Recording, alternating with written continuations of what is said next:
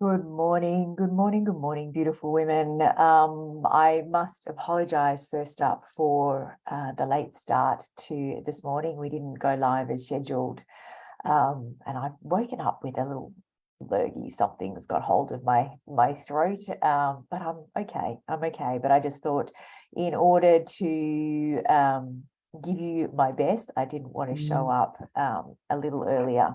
I just took the time. Oh, there we go. I just took the time to make myself a cup of tea and look after my throat a little bit before Anna comes on with us at 10 o'clock. So as I think about Anna Kowalska, who is going to be joining us at 10 o'clock, and her story really of the business that she's and the work that she does now came after significant breakdowns in her business, in her life. And it had me thinking about the times when I've really found that inner stillness, and that direction in my life often comes after big upheaval, when things go terribly wrong, and then suddenly things that are quite frivolous fall away, and what is really important comes into focus. The things that matter most become front and center in our minds. And I think about the various times in my life. And I know as I say this, I imagine that you can bring into your mind, it may have been, if I think for myself, when my first husband left, I had 4 small children, and the things that had distracted my attention before that suddenly weren't as pressing.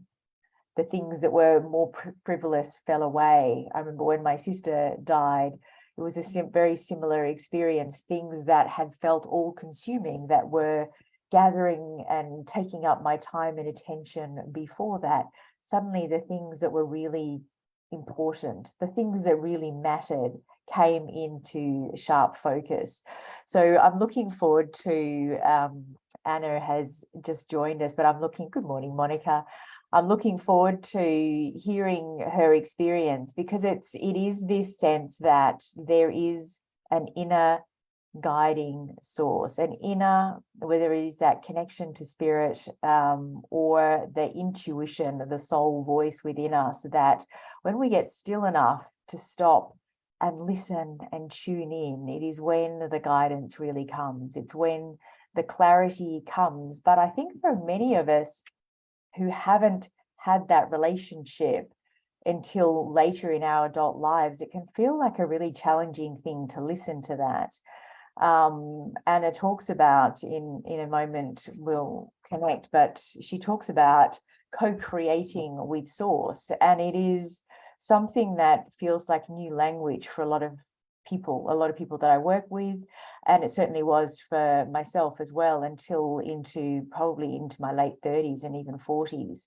This idea that we're not on this journey alone. And then once I became aware of this, there were all sorts of things that came into my life that gave me more and more information and more understanding of what this all means. And one of the most beautiful books that we are currently doing in our Involving Women's Mastermind, but one of the most beautiful books I read that gave me an even greater sense of this is The Alchemist. And if you haven't read it, it is one that is it is one of the most sold books ever. And it is a fantastic story that you can read over and over again. I tend to pull it out every year now and read it again. Anna, are you there? Oh, there she is. I'm here. Hello, hello. We're back together. Let me just change my view. There we are. Thank you so much for being back with us, Anna. I don't know if you caught the beginning. I wasn't able to go on early. I've woken up with lurgy, and I'm hoping that I'm going to hold on to my voice, so please excuse me. I will talk, don't worry. That's what we need to hear. So look, there will be people tuning in. For those in the Facebook group, just a gentle reminder that we don't see your comments in here, but we'll certainly come in and have a look after. If there's any questions, we will come in. But if you're here with us, thank you so much. So Anna, I'll just do a little brief introduction because there will be people tuning in that weren't with us last time. And Okay, before you go, like, may I just interrupt you for a second? Ring sister. It's not the same, but it's so similar. I was looking at your ring because you propped your head, and I'm like, I don't wear this ring too often, but it's so similar to what you wear. Yeah, mine's actually got a little bee on it. I don't know if you can see. It's got a Oh yes. Oh, how lovely. little bee, a honeycomb. Yes. Yeah. Oh, I love that. Oh, I just girly thing. I had to do it. Yeah, perfect. That's perfect. Let me do a little introduction so that people have Thank got you. some concept, and then I'll let you introduce yourself better. So after creating traditional success in life and having it disappear for the third time, Anna put all her focus in discovering her soul purpose and co-creating success with Source. Along the way, she immersed herself in numerous spiritual, metaphysical, mind-body modalities, bringing it all together to cause transformation in her own life and the life of her clients. So, Anna, we can't leave it right there. I think if we can go back and look at, what was it that caused you to walk away from the traditional business model and start what you're doing now? Yeah. Oh, I love that every single time I ask that question, a new layer of awareness comes in for me. Something new about it opens up. And especially right now with everything that's happening in the world, that's going to increasingly keep happening. Like I think some of us think that we're going to wake up tomorrow and things will just be different. And they won't until they are. Yeah. So that's what happened. My life was amazing, looked great on paper. I mean, I shared last time, physically, tangibly, there was nothing else I could ask for. Like, what else is missing? Yeah, something was missing. And I didn't have the language then. All I knew was that something was off. I wasn't happy. I felt empty. I didn't even understand what feeling empty meant, but I felt empty. And I felt like, there was this like pointlessness to everything, pointless, like everything is pointless. There was this sense of future is scary. And the reason why I think it's coming in this way today is because of what's going on in the world. Like future is scary. We don't know. There is doom and gloom everywhere we turn. Even if we don't watch the news, you can't get away from what is happening in the world. And nothing was happening externally in the world that would cause me to feel that way. But I was feeling like, what else is there? Yeah. When tangibly I had everything, and I was raised to believe that that's what life is about, even though I was raised Catholic. So, the whole God conversation of there is more to life than living for the things, but it was taught from this different perspective that wasn't sacred. It was more of like sacrifice. Yeah. So that's what happened. I'm like, wow, if I can create all of this and none of it makes me happy, none of it really means anything, then what the heck is the point of any of this? Yeah. And that's when I started to ask the question. And I shared last time, I broke up with God because it just wasn't healthy. And I knew it wasn't healthy. I knew religion wasn't healthy when I was 8 years old. When they told me to kneel and say it was my fault. Like, in Catholic religion, you kneel down, you pound yourself on the chest and you say, it's all my fault. I'm guilty. It's all my fault. And me culpa in Spanish, I learned that. I know it in Polish too. I know it in many languages. You're 8 years old. You barely understand life, but you already are saying to something bigger than you that you can't see, you can't talk to, but there it is. And you are admitting some kind of a fault. And I'm like, well, there is something really not right with this. But I couldn't say anything because, I was living in an environment where everybody loved God and Jesus and church. So what the heck do I say at 8 years old? Yeah. So when I had all the physical things, but something was missing, I was broken up with God because I didn't understand that there is God and then there is religion. And I really broke up with religion, but I broke up with God because that's all I knew. And in my healing process, I was praying to this greater, something bigger than me. I knew there was this greater power, and that's what I was calling it, a greater power. show me, just tell me. And it wasn't like all of a sudden the skies parted and I heard. It was a journey of teachers, things I listened to, books I read. Little by little, I started to sense something. And when I sensed this something, I just felt better. It's really what it was. I felt better. I'm like, things are not going well, but I feel better. I started to drink alcohol to feel better. But then when I didn't drink alcohol and I tapped into this something, I felt better. And I remembered what was happening as opposed to when I drank and I didn't. So it's these things that we each have our own way, I think, of escaping when we realize that life is more than a physical, tangible experience and it hurts and we don't know how to stop the pain. Somehow I think we all have some way in which we try to cover up the pain. For some it's food, for some it's alcohol, for some it's drugs, for some it's sex, for some it's so easy now, phone, right? So freaking easy right now.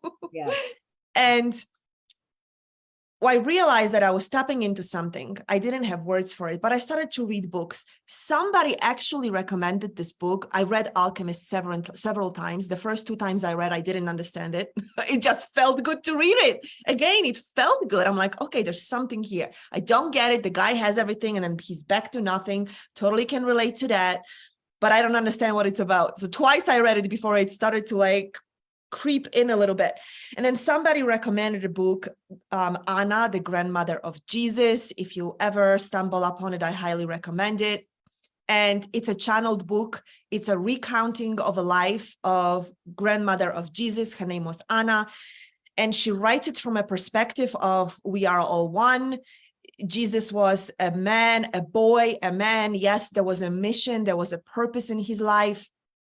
I already had an idea about purpose because I already recognized that what was missing in my life was purpose, this like bigger vision for my life, and that came from connection to the source, to this bigger experience of life that's outside of my little human woes. And when I read that book, this is coming so clearly, so somebody will really benefit from this. I was reading it in the middle of the night. I couldn't put it down. So I worked during the day. I did my mortgage thing. I did my real estate thing. And I was reading the book at night and I felt it move inside of my heart and inside of my chakras. If you know about chakras, the energetic centers in the body, I started to feel things move inside of me. I'm like, wow, there's something happening when I read this book that I have never experienced before. Before I finished the book, and I remember I think I was like 10 pages left before the book was over, and it took me a week to read those 10 pages because I didn't want to finish the book. I'm like, wow, when I finish the book, then what happens? What am I left with? There is nothing to connect to. And then I finished the book finally. It took me a week. I would read like half a page a day, just enough to get like a little shot of a drug. Yep. Yep. Took me a week, finally finished it. I'm like, wow, I get it. Okay, so some people may not like this. I'm telling you what has put me in touch with something bigger. I understood that Yeshua, who was Jesus before he died on a cross, it was very symbolic. It was symbolic for us to connect with something bigger in us. When Yeshua became Jesus Christ, meaning he died on a cross and became a light body, they actually discuss in the book the whole entire process. By the way, I don't teach religion. It's just what's coming through right now for this audience and my journey, part of my journey that's coming through for this audience. All of a sudden, I understood that all the suffering that we have in life is all part of the journey, and it doesn't have to be suffering. And when Yeshua went through the process that he went through, all of a sudden, I'm like, why are we even celebrating a dead body on the cross? He's so much more than that. It's the symbolism of our connection and of our greatness. We should be celebrating the light that he became after, because that's what we really are. That's what he was all along. And it's our experience of who we truly are when we transcend our physical body and we don't have to wait to die a horrific death to understand who we truly are, which is light.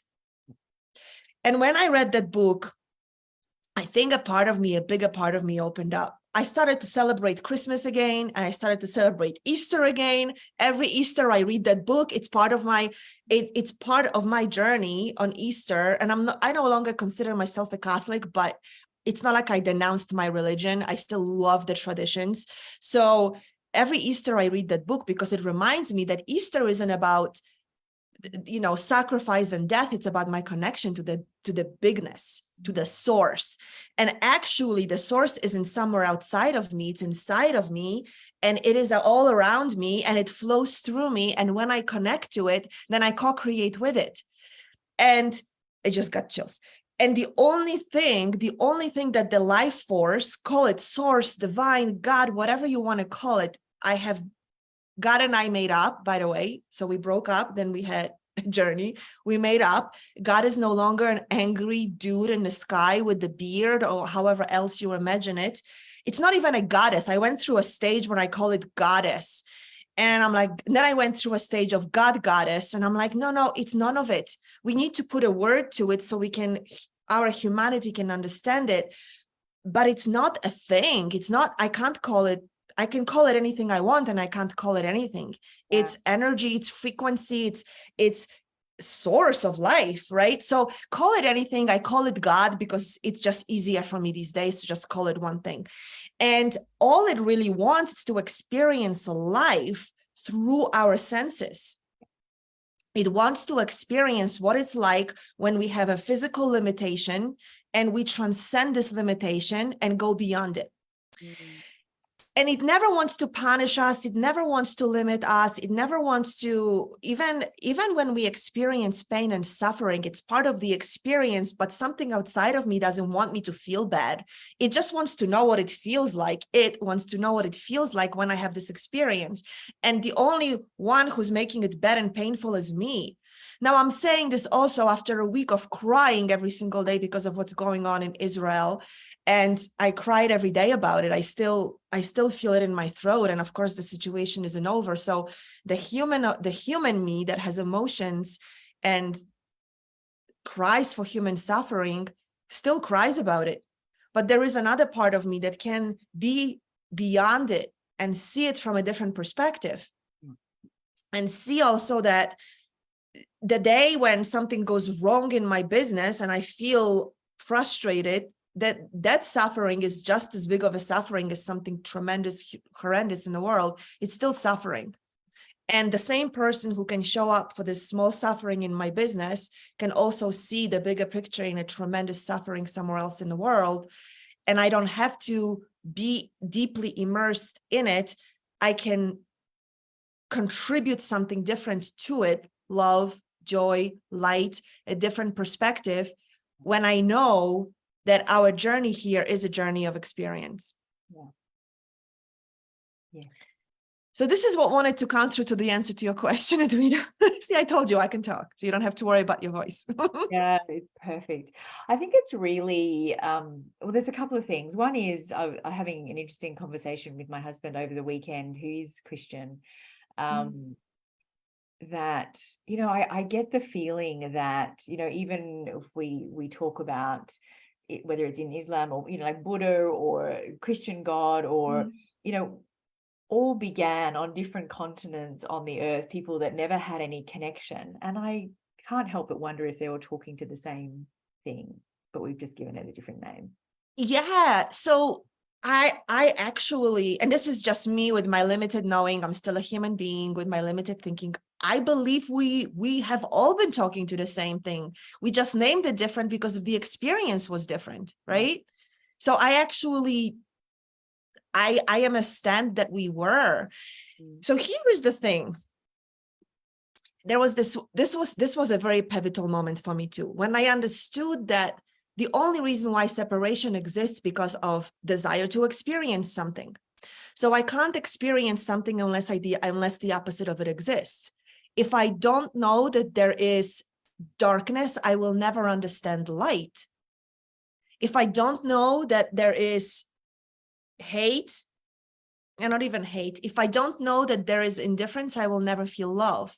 Because if there is just one aspect of something, you don't understand that it exists. It just is. I was talking to my brother over the weekend, and my brother's children are the age when the same age that he and I were when we were growing up in Poland in state of war. And I was telling my brother, so my partner's family is in Israel. He's Jewish. They are Jewish. They are in Israel.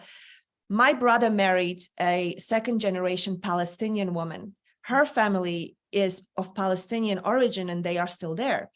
So I was talking to my brother about just lightly talking about where we are. We're coming together for Thanksgiving.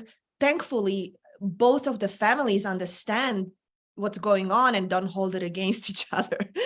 But at the Thanksgiving dinner, there will be a conversation. And part of me was really afraid of that. Like, what will happen? There is passionate pain on both sides for what's going on. And my brother and I were talking about it. And I was just reminding him, like, hey, you know, we were the same age that your kids are right now when this happened in Poland. He's like, yeah, but we didn't know anything different. I'm like, exactly. It just hit me, like, we didn't know anything different. It just was what it was. So the reason for different experiences, if we look at it from like a super meta source perspective, I heard this once and it still rings true. The reason why source comes through and embodies in each human being very uniquely, and the reason why there are the opposites and polarity in human experience, is because the source wanted to understand what it really is. And the only way it could is to create different expressions of it. Right? So again, if we never understood, if there was never war, we would never know what peace is. It would just be what it is. And we would all want something, but we wouldn't want anything because all we had was what we had. Hopefully this is landing. So even when religions were created, they were created from different experiences for a reason. So we could all have different aspects of this knowing. And where we are right now, Edwina, rightfully so, we are connecting more. You're right. Centuries ago, there was no way for these different tribes to communicate and say, hey, you have a different understanding, even though based on the channeled recounts, Yeshua traveled to all different parts and aspects of the world to learn different religions before he became the symbol of Christianity. So yes, I believe we were talking to the same creation. We just had a different understanding of it. And it's not even different. Like, if you get to the basis of it, it's all the same teachings, right? It just, humans decided, oh, we shouldn't eat meat on Friday. That's going to be our rule, which, by the way, if you get into religion, you know, it's like all these rules were created because of, they had no refrigerators, so we wouldn't eat meat on Friday because you can only eat meat up until Friday. And then there were all these different reasons. Like, even in Jewish tradition, I was learning, like, why is the dairy separate from meat? Oh, because one spoils the other. Oh, so it's not like it's not holy to mix them, right? And I do not want to offend any religion, but when you go deeply into the traditions, you understand that all of them were created because of some kind of a convenience. And to adjust to whatever life was serving at the time, right? And then nobody ever looked at it again, and until we now are looking, because we're connecting with each other, and we are asking each other questions. What's so different about your religion and mine? Like, why can't we believe the same thing? Why can't we, you believe in what I believe and I believe in what I believe, and we still sit at the same table? Oh my gosh. So Edwina, with all the work that I do, on Friday, we were exchanging messages in WhatsApp with our Israeli Jewish family. And I wrote Shabbat Shalom to them, which I've never done. Why? Because I had a story that I'm not Jewish. I could never say it. And I caught myself and I'm like, this is the reason why we are suffering, because we are not moving past these beliefs, right? So I typed in Shabbat Shalom and then I crossed myself because, you know, I want to make sure my God still loves me. I'm kidding, by the way. I'm kidding, totally kidding. But I want you to know that the programming came in. When I wrote Shabbat Shalom, I'm like, oh, it's not appropriate. I'm not Jewish, I'm Catholic. Right? So crazy. So yes, we are connecting. And as we are connecting with each other and asking deeper questions, we're also connecting to the oneness. And when we connect to the oneness, in whatever way we do, we're beginning to understand that nothing outside of me, no tradition, no no certain way of honoring the creation makes me any better than somebody else. I mean, I had a neighbor when I was growing up who was pretty much at church every single day. And then she would come home and yell at her children. And I'm like, wow, there's something not right about that. Like you love God, you want to be a following Christian Catholic, but then you come and yell at your children. I'm not, and as a kid, I knew it. I'm like, I'm not judging her for yelling. I get it. We are challenging.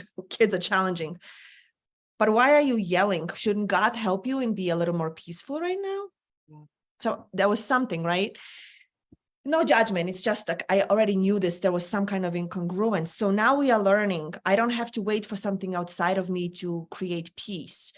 I will breathe through my dissatisfaction, breathe through my frustration. I will take a moment, close my eyes, and ground myself to the energy, ground myself to the feeling that I'm experiencing, and ask, what is it teaching me right now? Do I have a luxury to even close my eyes? No, I'm in the middle of a meeting. If I close my eyes and take a deep breath, people will be like, what the hell is she up to right now? Maybe right now is not the best moment to do that. Okay, let's go. And then later when I come home, I will take a moment, make a delicious beverage, whether it's hot tea or, my chai, whatever it is. And then I will reflect and ask, what was there for me to see that is creating that separation in me? Because it's a separation it's a frustration. It's something is not okay. Something is separated. Something needs to be integrated. Something needs to be made okay. That hasn't been up until now. Okay, maybe I journal, maybe I'll meditate, maybe I'll dance to it. It doesn't always have to be this, stoic, peaceful. Very often I dance to my frustrations. And before I know it, I'm laughing. I'm like, oh, okay, whatever that was just went away. And I think we're learning to use these tools, and we no longer have to then get it out on the loved ones in our life or perpetuate a situation, because we can release the feeling, the emotion, the separation. We can connect to something deeper. And now we can accept that good things can happen to us. Yeah. I think it's, like I go back to something that we learned in leadership, is that what if you let go of the need to be right? It's this sort of arrogance that there's my way, I've learned this, and this dogmatic kind of idea that if we let go of it, we've been wrong. But it's not wrong. It's just being open to the possibility that there's other ideas, other ways of looking at something, or other people can have a different belief. This is such a big thing on our planet right now. And you know what some of it comes from? This is so appropriate to the connection conversation. We are transitioning from a tribal connection to an individual and collective. So physically, you can imagine tribal means we had tribes. I spoke to that last time I was here, right? We have family, we have community, we have whatever it is that we grew up in. And it could be even culture. I'm so connected to culture. It's tribal. If I deny this, then I can potentially be thrown out of the tribe. And where we are right now is moving into who am I as an individual when I am not taking the beliefs of my tribe, and I'm not making my tribe wrong. So to your point, absolutely, there is this idea of, do I need to be right about this right now? And what do I need to hold on and be right about continuously as my connection to my tribe?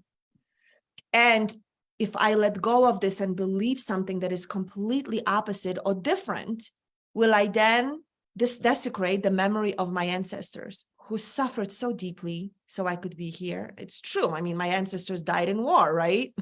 They suffered, rightfully so. They suffered hunger and who knows what else.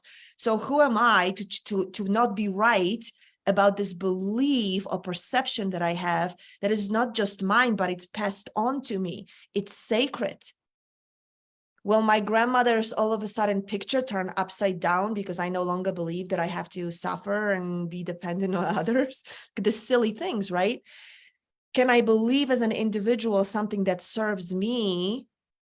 Doesn't mean it doesn't serve anybody else, but serves me and my individuality. And as that, can I now connect to the collective, where we don't have to live in a world where tribes are separated and going against each other for the right to the land? Or if one like one person from this tribe falls in love with this tribe, what does it mean? Well, if it's economically and power-based, but the power over based, if it makes sense, then they can be together. But if it doesn't, then they cannot. Or can I stand in my individuality and say, it doesn't matter what tribe you come from. It doesn't matter what tribe I come from. We are part of the collective. And collectively, we're creating an experience in the world that serves everybody. You may not like what I'm creating, but if you don't like it, that's on you. I'm not taking anything away from you by creating what I want and need. I'm not taking anything away from you. What I'm creating is something that it's unique, stands on its own, contributes to the collective. Can I now give up my right to believe that when you have what you want, it takes away from me? Or can I give up that right and understand that every single time I create something that's unique to me and true to me, I am only contributing to the collective frequency, which can only now mean that you are also benefiting from it because we are collective, right? That's where we're moving to. So this idea of oneness, people talk about it, we talk about it, but we are just scratching the surface of understanding. Yeah. People still want to suffer to alleviate suffering of others. Like people want to suffer to alleviate the suffering of the people in Gaza. Like if I cry and suffer today, then it means I am aligned with them and suffering with them. That means that they are not alone. No. Please cry, please feel your feelings. I do, but please understand that if you truly believe oneness, then when you are feeling the suffering, yes, feel it and raise your vibration. Because when you raise your vibration and tune into something that is serving your joy, your prosperity, then you are only adding to the collective joy and prosperity. Then in that moment, you are a source of joy, prosperity, freedom, love, whatever it is you are vibrating for those people in Gaza. Ukraine, Gaza, it's happening in many places. Understanding that is still, we get it, we don't get it here. In here, we still feel like it's wrong for me to be happy today if somebody is dying. It's like we still have the sense of, I need to be connected with you in suffering versus rise up and ask you to connect with me in joy.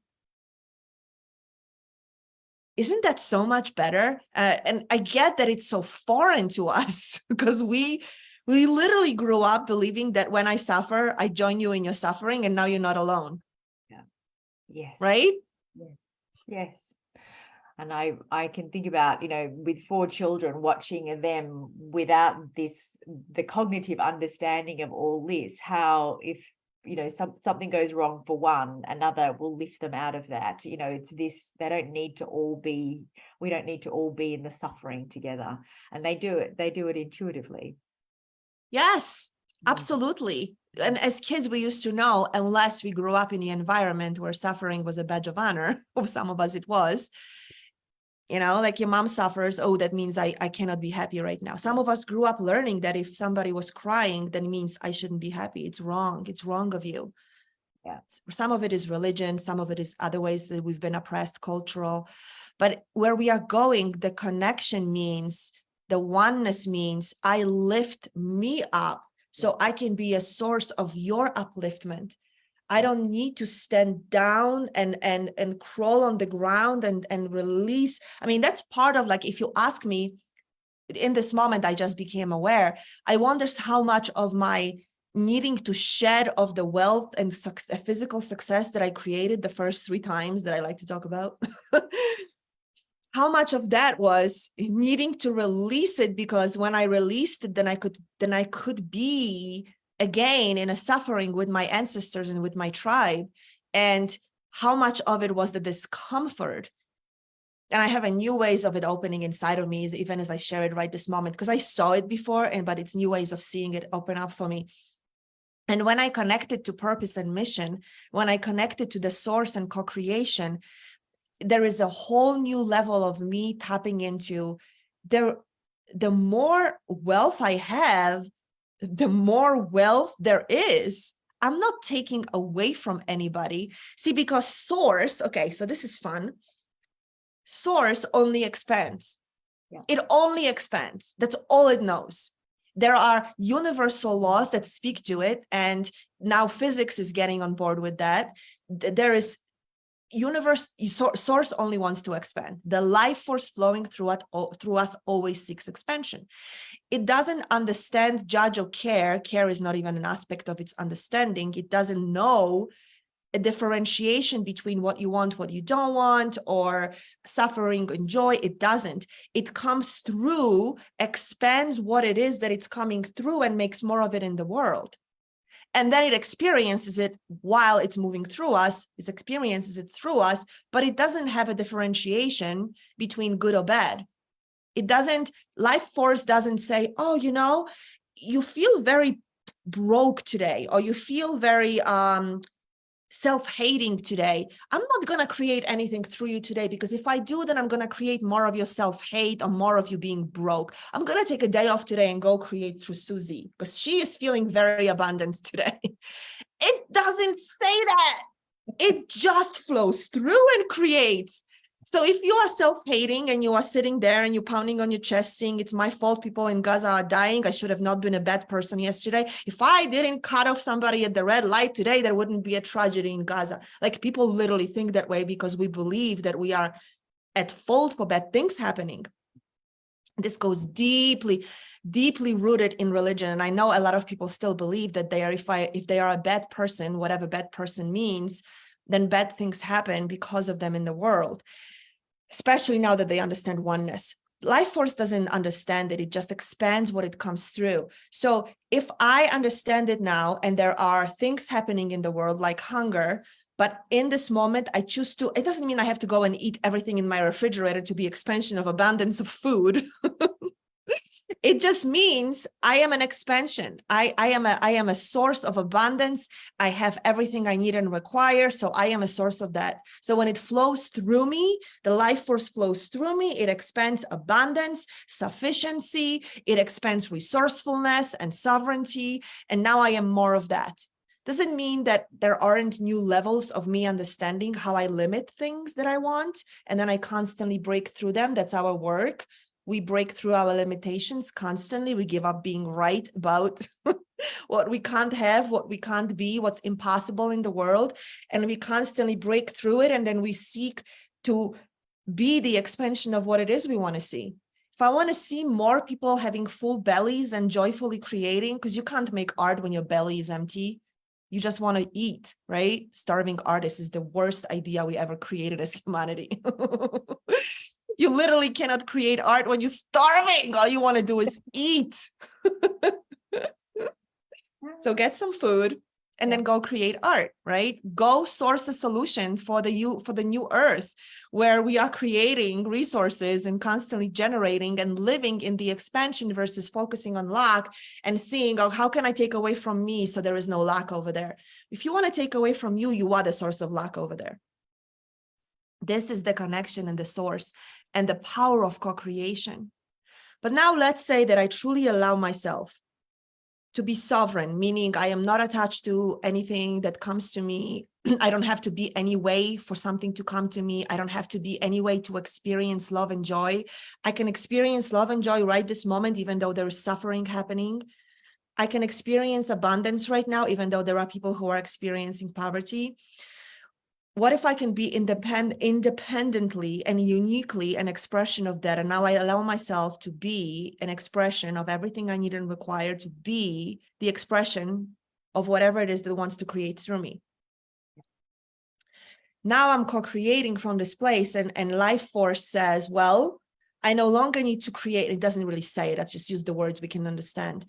Now I'm going to create and I'm going to be a magnet to everything you need. So the life force says, wow, and it doesn't really say it. I'm just using that terminology again. I say, I want to create this beautiful experience like you, Edwina, right? All of a sudden, people are drawn to it because you are not creating from, oh my God, I need to do this because if I do this, then I'm a good person. If I do this, then XYZ. No, I just experience, I want to create something.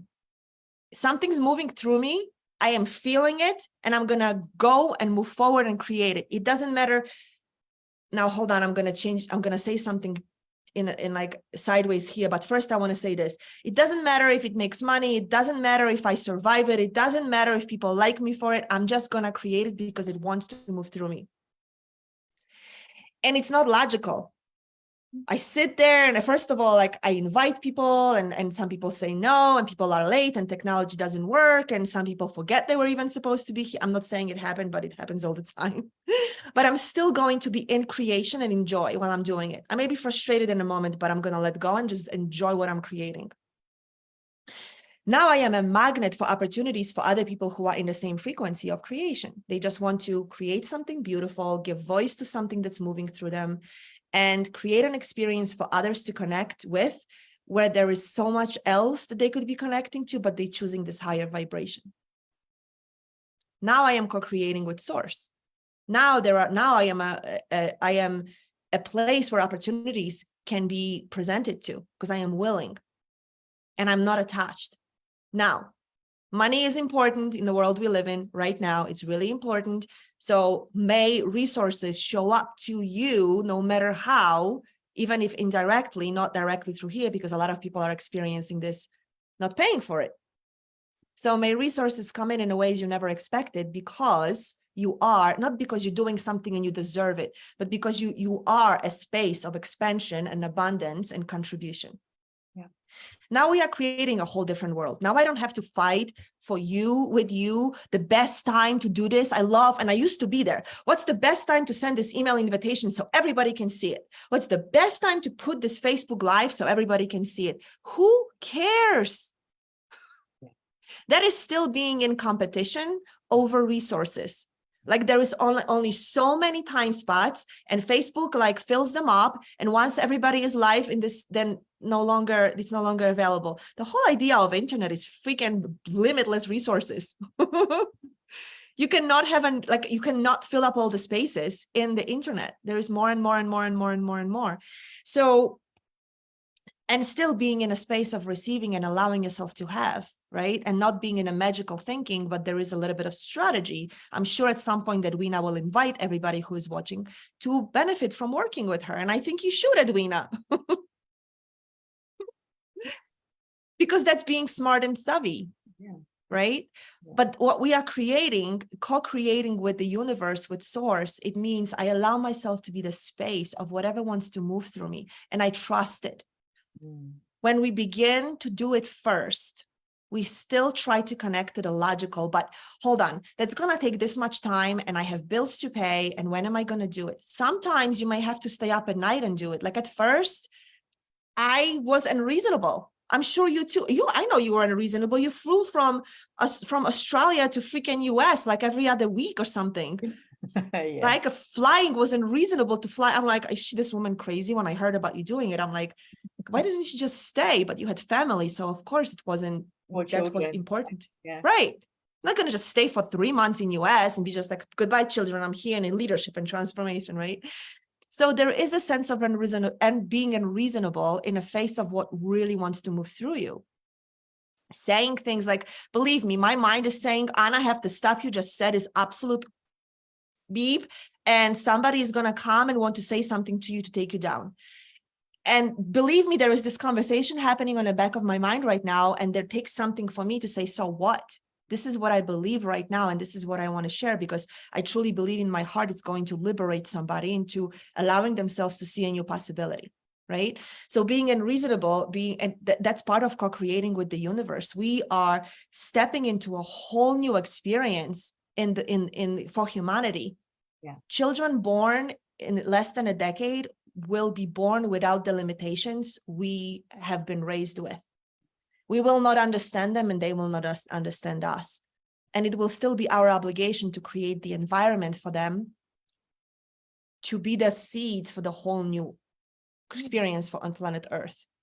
And there's no question that a conversation's got to change. The conversation, the way that we've run, all manner of things, our medical system, our education, economics, government, it's all got to change. And it's going to be really uncomfortable because change is uncomfortable. But somebody's got to be coming up with a new language. This is a way that we come up with a new language, so we've got a different frame of reference to how to think about things. And it is this idea that we can really tear down this dogmatic belief of it, this is right and this is wrong, this is good, this is bad. This is a very human thing to want to be right. I will find evidence that I am right, and there's always evidence to prove that we're right.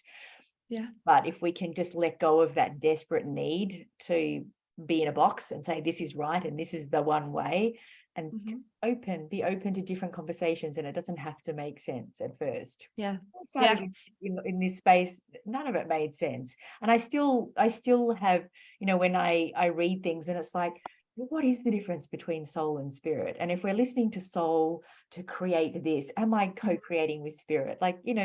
So what's your answer to that? With soul and spirit? Because these are the things that we're still struggling to understand, because you can't touch it. And no, and we're trying to understand it through the old paradigms, through the old filters. We're trying to understand something intangible. So to your point, this is so funny that you're asking me this. So this is how I used to have it up until yesterday midday, about 3 o'clock or so, give or take a minute. Of course. This is what I mean. Like, our definitions change, like something new opens up and it's like, oh, maybe this is the way. And it's our ability to be fluid and not be so attached of this is what it is and this is what it means. And this is our new way of being. Like, can I be open to being wrong for 10 years up until 3 o'clock yesterday, maybe 3:01. So this is how I used to have it. Spirit is that whole thing. Spirit is that whole thing. And it speaks to us, but, we can't really hear it. Some people hear it. Some people feel it. Some people see it.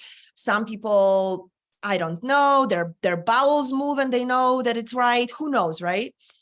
There are different systems, like in human design, I'm supposed to be emotional, but what does it even mean? My emotions tell me if I'm wrong or I'm right, but my emotions aren't always right, because sometimes my emotions tell me about my past pain and remind me, so all of that, right? And I believe systems are very useful for us, so we can begin to understand, but they're not end all and be all. So I had it that spirit was this bigger thing, right? Like, spirit was like the voice of God, and it wasn't like a separate from God, but it was the voice of God, and it knew something. And soul was the thing that separated from it, and it is the expression that I am in a physical form, but I am the soul, right? But yesterday I read something, and somebody asked a similar question, and I couldn't even tell you what the question was, but all of a sudden something in me said, no, it's the same thing, Anna. Why are you making it all different? Spirit, soul, it's all the same. There is no, why do you have to make it different? And the part of me that had to make it different was the human me that wanted to feel like I am soul, like unique soul, right? I wanted to feel that thing that I am that is not this, right? So I had to call it soul. And when somebody said it's the soul's expression, then I can identify with it. But it's all the same. I am the expression of spirit. I am the voice of God, and it speaks through me.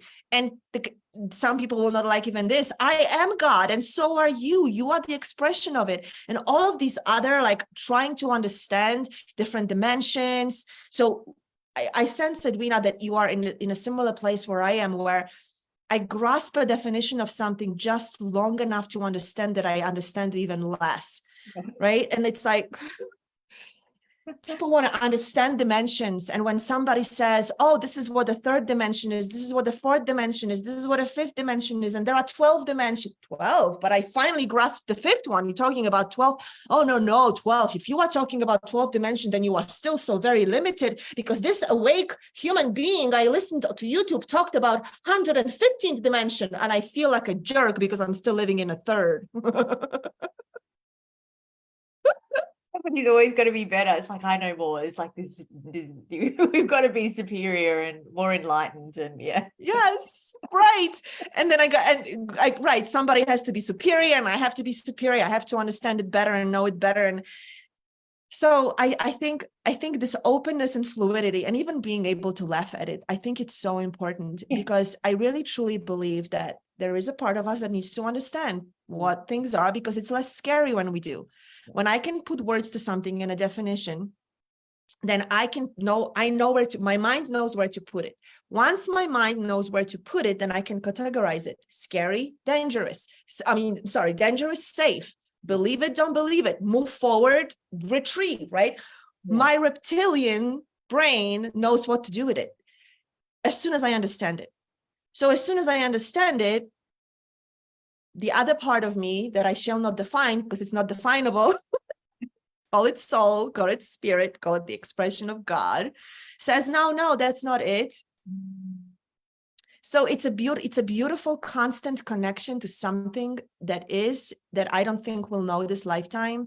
I think we're trying to still, so going back to what we said, I think religions became what they are because people try to define something and then they made rules around it to give people access to something. If you behave like this, then you will have access to this holiness.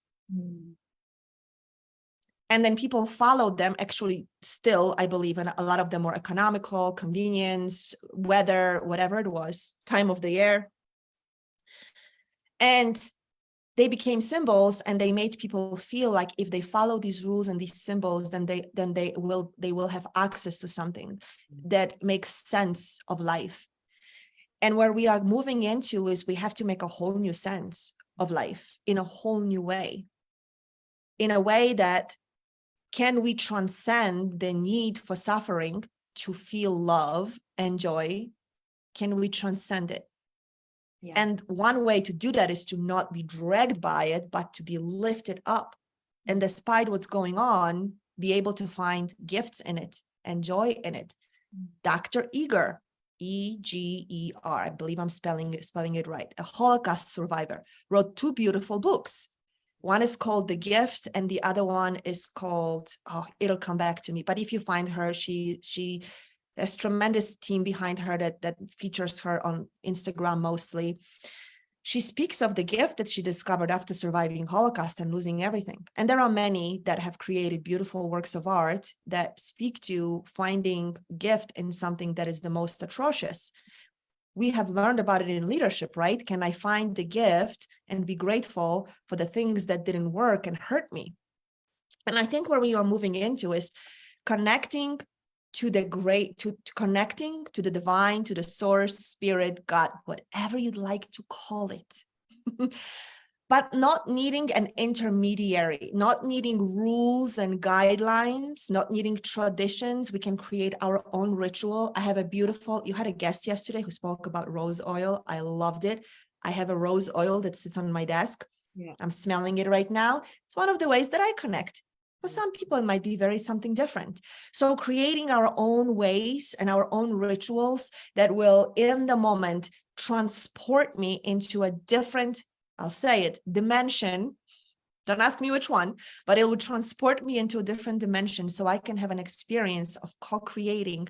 Yes, I'm not alone. There is something that's co-creating with me. It is not separate. It is not outside of me. It doesn't seek to punish. It doesn't seek to reward. It doesn't look at one religion as better than the other. I even believe that some people who kill others go to heaven. How crazy, if there is heaven, how crazy is that? And I know why I believe that. Now somebody will really call me devil now. If somebody does something from a pure heart pursuit and passion and strong belief and purpose, then there is no right or wrong. I'm not saying people should go killing each other or that it's right. The human part of me understands the atrocity of it. But when I communicate with this other thing, whatever you want to call it, again, I'll call it God, I ask, like, what happens to the souls that killed, raped, tortured? And the only thing that I get back is like, it's part of the experience that humanity has created up until now. And it's part of the expression. And I'm not saying go do it. I'm not saying it's right. All I'm saying is that we can choose something different going forward. But the people who did those atrocious things, some of them, I'm not saying all, did it from a pure pursuit of what was moving through them. They might have misconstrued the mechanism, but something powerful was moving through them to fight for something. So today we can choose to fight for a different humanity, for a different way of connecting, and create our own unique rituals. If I connect by smelling rose and burning an incense or playing with my bowls, which I do, it's very grounding and beautiful, and I do use it.